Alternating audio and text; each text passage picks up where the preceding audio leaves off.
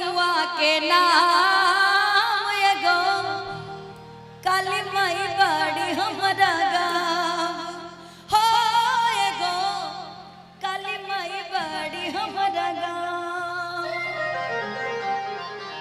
आइए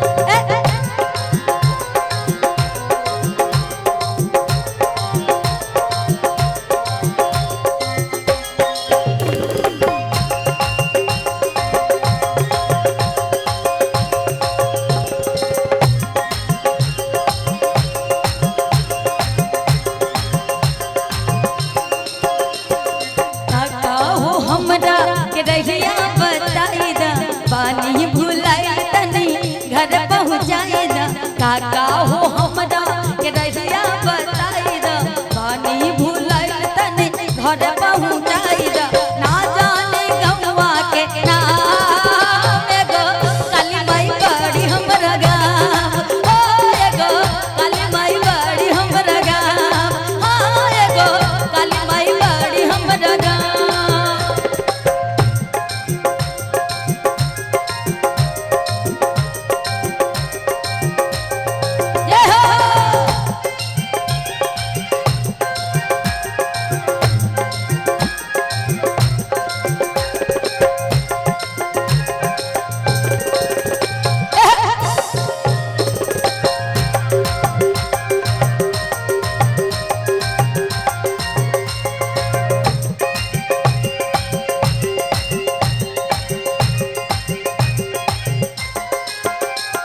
और कहा था घूमे खातिर आइल रही नवरात्र के मेला छूटल सबके साथ दादा हो गईली अकेला।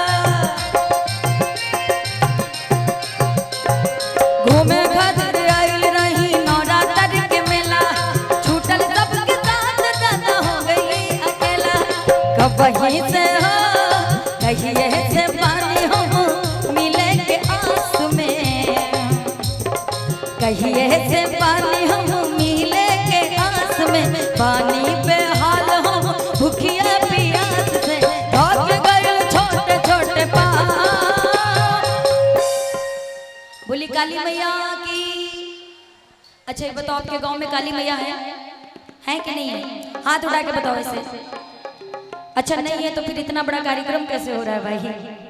बोली काली मैया की। ये बात है नहीं तो हमको लाना है काली माँ को अपने गांव में, ठीक है? ये बात सही है। आई कि कहिए से बानी हम मिले के आस में। आप लोग को पता है क्या अच्छा लगेगा?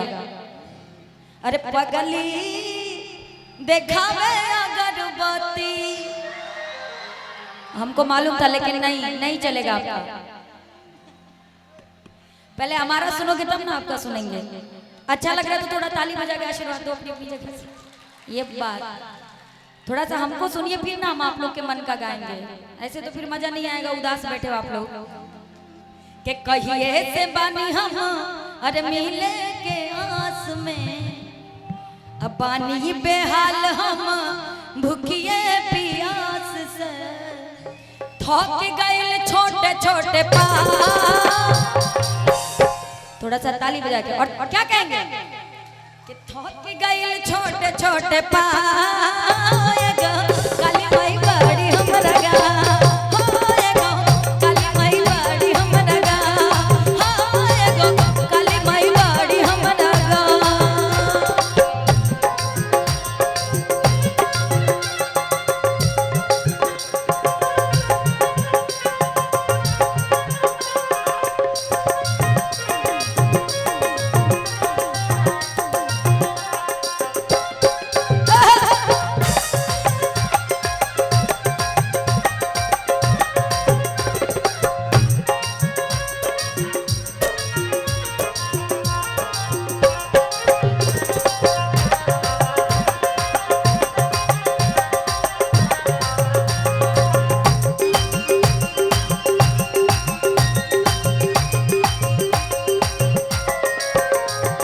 और लइका कहा था गाँव के हमरा पूर्वोरी मंदिर बड़े भारी आरी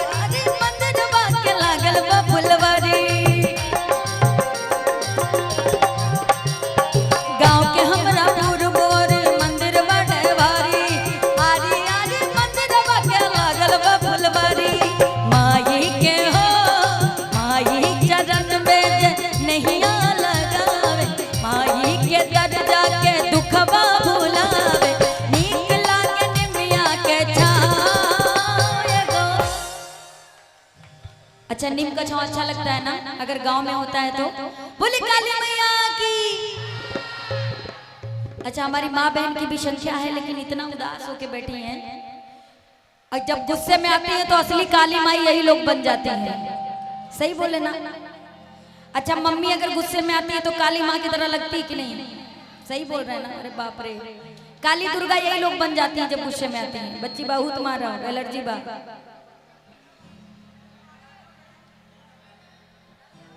बोली काली मैया की। के गांव के हमरा पुरबोरी अरे मंदिर बाटे भारी। अरे अरे मंदिर बाके लगल बा फुलवारी। माई चरण में जे नैया लगावे माई के पाके सब दुखवा भुलावे। नीक लागे निमिया के छाँव एगो काली माई बड़ी हमरा गाँव। ओ एगो काली माई बड़ी हमरा गाँव। हाँ एगो काली माई बड़ी हमरा गाँव। हो एगो काली माई बड़ी हमरा गाँव। हाँ एगो काली माई बड़ी हमरा गाँव। हो एगो काली माई बड़ी हमरा गाँव। हो एगो काली माई बड़ी हमरा गाँव। हाँ एगो काली माई बड़ी हमरा गाँव। हो एगो काली माई बड़ी हमरा। बोली काली मैया की। अच्छा अब देवियों को बुला ले।